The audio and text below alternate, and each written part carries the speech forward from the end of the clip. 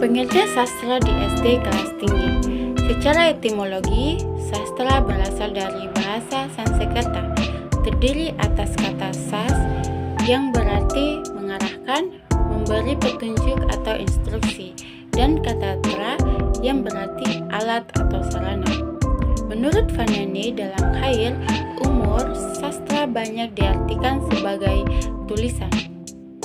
Pengertian tersebut kemudian ditambah dengan kata su yang berarti indah atau baik. Jadilah susastra yang bermakna tulisan yang indah.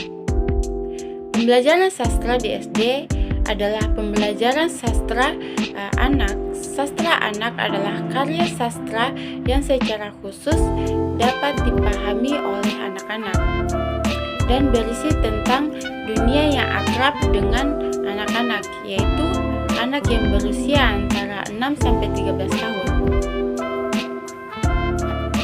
Pembelajaran sastra mencakup hal-hal sebagai berikut. Yang pertama, menulis sastra.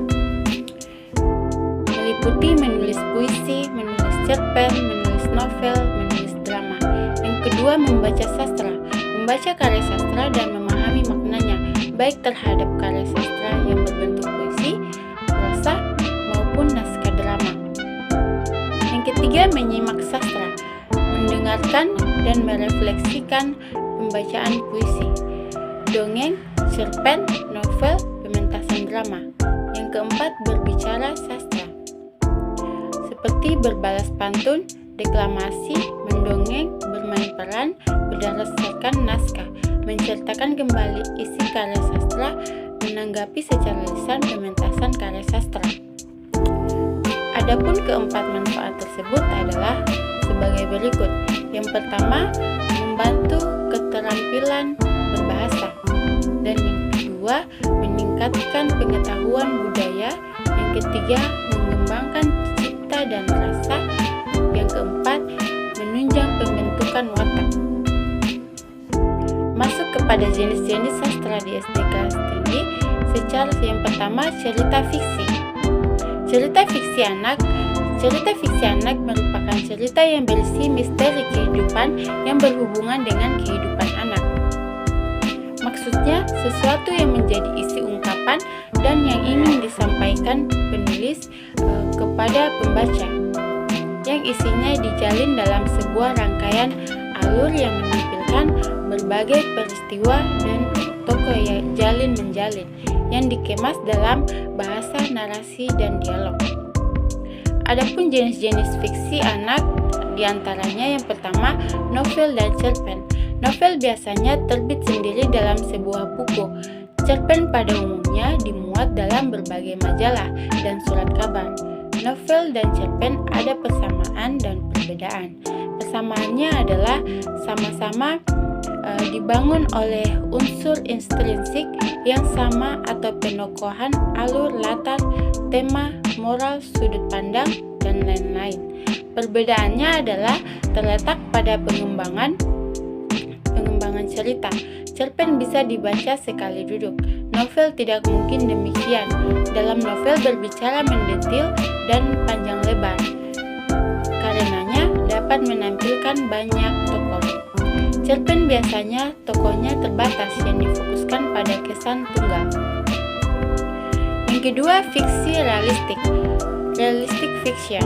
Fiksi realistik adalah cerita yang berkisah tentang isu-isu pengalaman kehidupan anak secara nyata.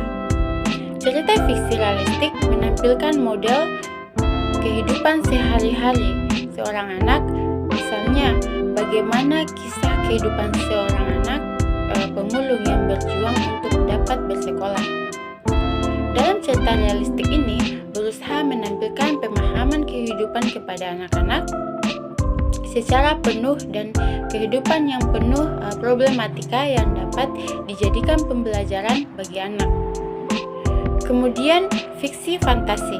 Cerita fantasi adalah cerita yang dikembangkan dengan menghadirkan sebuah dunia lain di samping dunia realitas. Cerita fantasi adalah cerita yang menampilkan tokoh, alur, karakter, dan lainnya yang kebenarannya diragukan, baik seluruh cerita maupun hanya sebagian cerita. Kemudian yang keempat, fiksi historis atau historical fiction.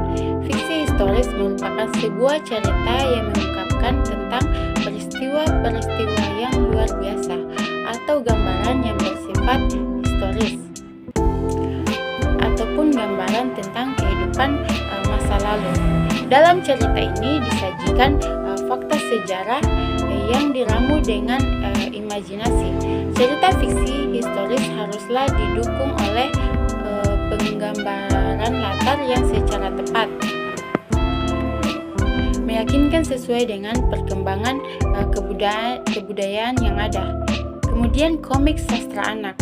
Komik adalah cerita yang bertekanan pada gerak dan tindakan yang ditampilkan lewat urutan gambar yang dibuat secara khas dengan paduan kata-kata. Seluruh teks dalam komik disusun sesuai hubungan gambar. Kata-kata berfungsi untuk menjelaskan, melengkapi, memperdalam, menyampaikan gambar dan teks secara keseluruhan.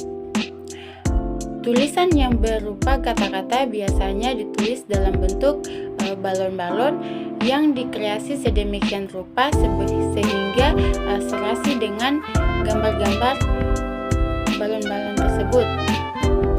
Balon-balon tersebut dapat berupa ujaran, pikiran, atau perasaan tokoh, namun dapat pula berisi tentang deskripsi singkat tentang sesuatu.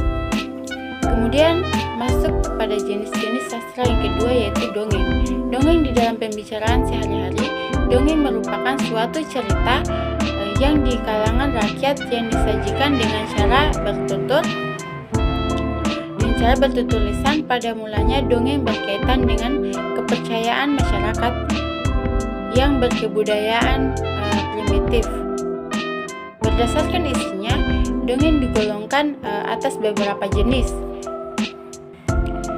yaitu legenda, fabel, dan cerita rakyat. Yang pertama, legenda.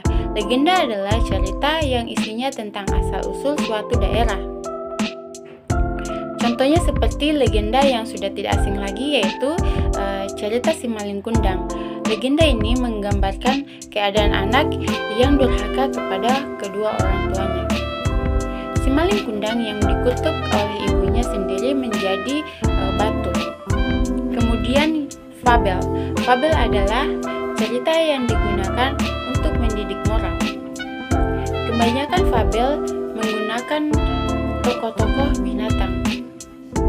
Di samping itu, fabel yang menggunakan tokoh binatang juga menggunakan tokoh manusia dan benda mati. Contohnya cerita Si Kancil dengan kura-kura.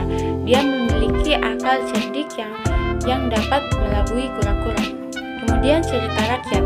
Cerita rakyat merupakan cerita yang alurnya mirip dengan legenda, yang mengungkapkan penyelesaian masalah secara baik dan adil. Setiap kebudayaan memiliki cerita rakyat. Cerita rakyat digunakan untuk menerangkan masyarakat, sejarah, dan gejala alam. Kemudian puisi. Puisi termasuk salah satu bentuk karya sastra yang banyak disukai karena disajikan dalam bahasa yang indah dan sifatnya imajinatif. Adapun jenis-jenis puisi, yang pertama puisi naratif. Dalam puisi naratif mengungkapkan sesuatu cerita atau penjelasannya penyair. Kemudian yang kedua, puisi lirik. Pada jenis puisi lirik terbagi ke dalam beberapa macam, yaitu elegi, serenada, dan ode. Kemudian puisi deskriptif. Dalam jenis puisi ini penyair bertindak sebagai pemberi kesan terhadap keadaan, peristiwa, benda, atau suasana yang dipandang menarik perhatian. Puisi yang termasuk ke dalam jenis puisi deskriptif. Baik, itu saja yang dapat saya sampaikan. Lebih dan kurangnya mohon dimaafkan. Billahi taufiq